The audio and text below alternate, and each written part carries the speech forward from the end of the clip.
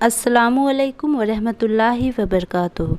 آج ہم بات کرنے والے ہیں حضرت یوسف علیہ السلام کے بارے میں۔ اللہ نے قرآن میں سورہ یوسف کو بہت تفصیلی سے بیان کیا، اور یوسف علیہ السلام کے بارے میں اللہ نے بہت تفصیلی سے قرآن میں بیان کیا ہے۔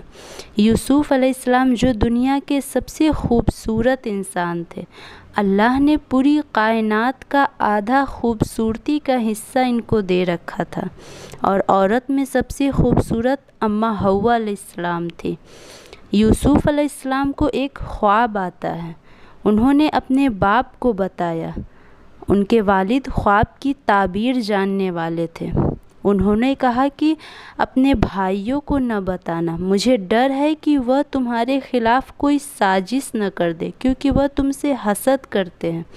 ان کا خواب تھا کہ انہوں نے 11 ستارے اور سورج اور چاند کو دیکھا کہ وہ میرے سجدے کر رہے ہیں۔ انہوں نے وہ خواب سن کر اندازہ لگا لیا کہ اللہ انہیں خواب کی تعبیر سکھائے گا، اور اللہ نے جو تیرے باپ دادا پہ، آبا و اجداد پہ جو انعام رکھے، آپ کو بتا دوں ان کے والد کا نام حضرت یعقوب علیہ السلام، اور ان کے دادا کا نام حضرت اسحاق علیہ السلام، اور ان کے پردادا کا نام حضرت ابراہیم علیہ السلام ہے۔ اللہ نے جو ان کے آبا و اجداد پر انعام کیا ہے، وہ جان گئے کہ اللہ میرے اولاد میں سے یوسف علیہ السلام کو اللہ نے چن لیا ہے۔ اللہ نے ان لوگوں کو، ان کے آبا و اجداد کو مذہبی رہنما بنائے تھے، اور آپ اپنا خواب کسی کو نہیں بتایا۔ پھر بھی بھائیوں کو پہلے سے آپ سے جلن تھی۔ بھائیوں نے مل کر پروگرام بنایا کہ ابا کو یوسف اور اس کے چھوٹے بھائی سے بہت محبت ہے، کیونکہ یعقوب علیہ السلام کی 2 بیویاں تھیں، ایک سے یوسف علیہ السلام اور اس کے چھوٹے بھائی تھے، اور دوسرے سے 11 بیٹے تھے۔ تو ان 11 بھائیوں نے مل کر پروگرام بنایا کہ یوسف علیہ السلام کو قتل کر دو۔ تو ایک بھائی کو ترس آ گیا، کہنے لگا، ارے وہ ہمارا بھائی ہے، اسے قتل کیوں کرے؟ چاہتے ہو نا کہ ابا کی نظر ہم پر ہو، تو اسے غائب کر دو، اس کو نہ جا کر کسی کنویں میں ڈال دیتے ہیں۔ مسافر کا قافلہ آئے گا تو کنویں میں سے بچہ نکال کر چلا جائے گا۔ پھر بھائیوں نے باپ سے کہا، ابا آپ ہمارے ساتھ یوسف کو اکیلے کیوں نہیں بھیجتے؟ ہمارے سے زیادہ اس کا خیر خواہ اور کون ہوگا؟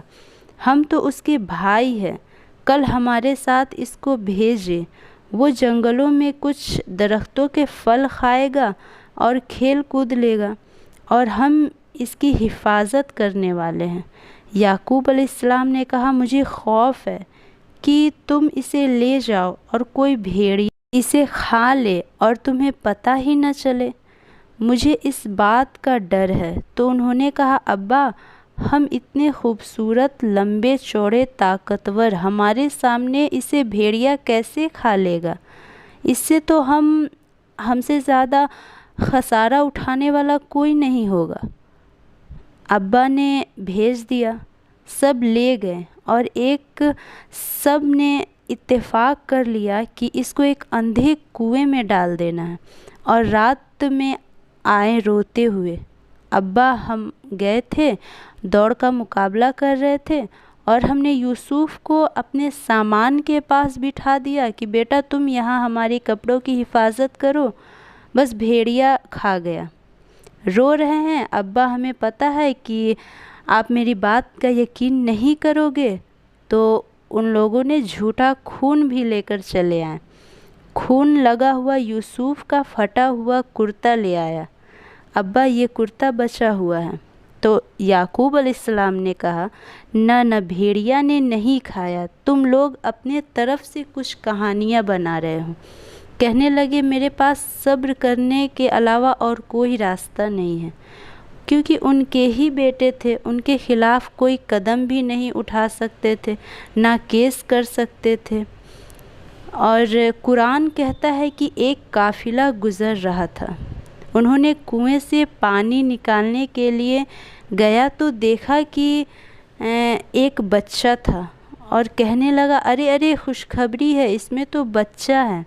خوش اس لیے ہوا کہ پہلے انجان آدمی غلام کے طور پر کروڑوں اور اربوں میں بکتا تھا، غلاموں کی بہت قیمت تھی۔ نالائقوں کو چاہیے کہ ان کے ابا کو تلاش کرے، تو انہوں نے چھپا دیا۔ تو یوسف علیہ السلام یہاں سے مصر پہنچے اور مصر کے بازار میں فروخت ہوتے ہوتے بالآخر شاہی خاندان نے انہیں خرید لیا، کیونکہ وہ بہت ہی زیادہ خوبصورت تھے۔ تو مصر کا جو بادشاہ اس نے خریدا اور اپنی بیوی سے کہا اس کو یا تو ہم اپنا غلام بنا کر فائدہ پہنچائیں گے یا پھر اس کو اپنا بیٹا بنا لیں گے۔ کہا جاتا ہے کہ اس کا بچہ نہیں تھا۔ اللہ نے کہا اس طرح ہم نے یوسف کو ٹھکانہ دے دیا۔ اس کی آگے کا واقعہ میں نیکسٹ پارٹ میں لاؤں گی۔